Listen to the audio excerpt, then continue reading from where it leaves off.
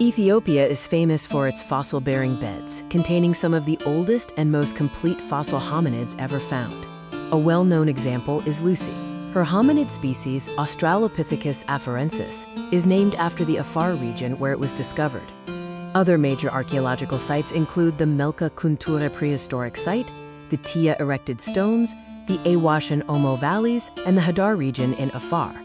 In 2019, archaeologists discovered a 30,000-year-old Middle Stone Age rock shelter, the Fincha Habera site in the Bale Mountains. This is the earliest proof of the highest altitude human occupation. Around 2000, the ruins of the ancient Islamic kingdom of Shiwa were uncovered. Evidence included a large urban settlement and a large mosque. These excavations revealed thousands of animal bones, hundreds of stone tools, and ancient fireplaces, providing valuable insights into the past. Moving on to music, Ethiopian music is often linked to oral literary custom. It is traditionally played by wandering musicians called asmaris, who are popular but often disrespected.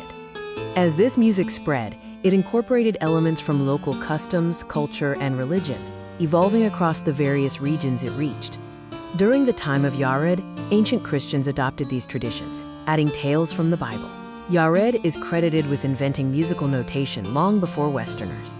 The northern parts of Ethiopia, particularly the province of Wollo, played an active role in the development of secular music. The four major Ethiopian melodies, Bati, Tizeda, Ambasal, and Anchihoye, are considered to be the gifts of Wollo. The four major Ethiopian melodies are Bati, Tizeda, Ambasal, and Anchihoye. Ethiopian musicians play their music using their own traditional musical instruments.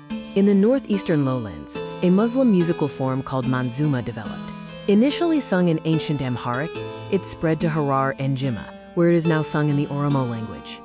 Modern secular music developed under Emperor Haile Selassie, with the 1960s and 70s being the heydays of Ethiopian modern music. During these decades, elite singers like Tilahun Gesses, Ali Bira, Mahmoud Ahmed, and Alamayehu Eshete became well known.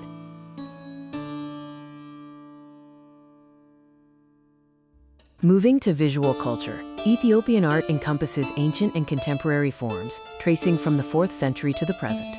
One of the most prominent manifestations of Ethiopian art is the dominance of Christian art. Christian arts in Ethiopia include painting, crosses, icons, illuminated manuscripts, and metalwork like crowns.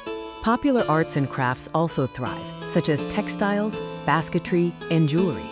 These traditions align closely with those of other peoples in the region. Ethiopian art history goes back almost 3,000 years to the kingdom of Damat. While pre-Christian obelisks exist, adequate surviving Christian art from the Aksumite period is scarce. The earliest remaining works of Ethiopian art show a clear continuity with Coptic art from earlier periods. There was considerable destruction of churches and mosques during the Muslim-Christian civil war of the 16th century. Art's revival after the war was influenced by Catholic European art in iconography and style, yet it maintained its distinctly Ethiopian character. In the 20th century, Western artists and architects were commissioned and trained local students, resulting in fully westernized art alongside traditional church art. Prominent Ethiopian modern artists who produced excellent works of art, particularly painting, include meter artist Afework Tekle, Eskinder Bogosian, Gebre Christos Desta, and Agegnehu Engida. These modern artists, such as Afework Tekle, Eskinder Bogosian, Gebre Christos Desta, and Agegnehu Engida, contributed significantly to the painting landscape. We see a continued legacy of excellent painting through artists like Eskinder Bogosian and others, reflecting Ethiopia's vibrant modern art scene.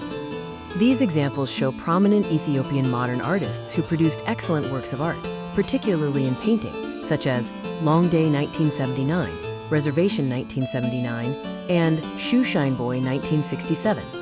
The legacy continues with more prominent artists whose excellent works, especially paintings, showcase the depth of Ethiopian modern art.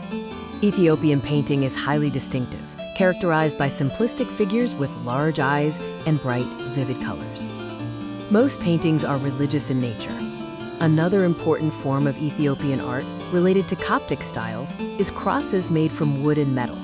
They are typically copper alloys or brass, originally plated with gold or silver.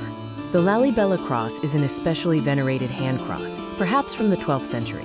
It was recovered and returned after being stolen in 1997. Distinctive forms of crowns were worn in ceremonial contexts by royalty, important noble officials, and senior clergy. Royal crowns rose high, featuring several circular bands. Church crowns often resembled an elongated version of the typical European closed crown, with four arms joined at the top and surmounted by a cross.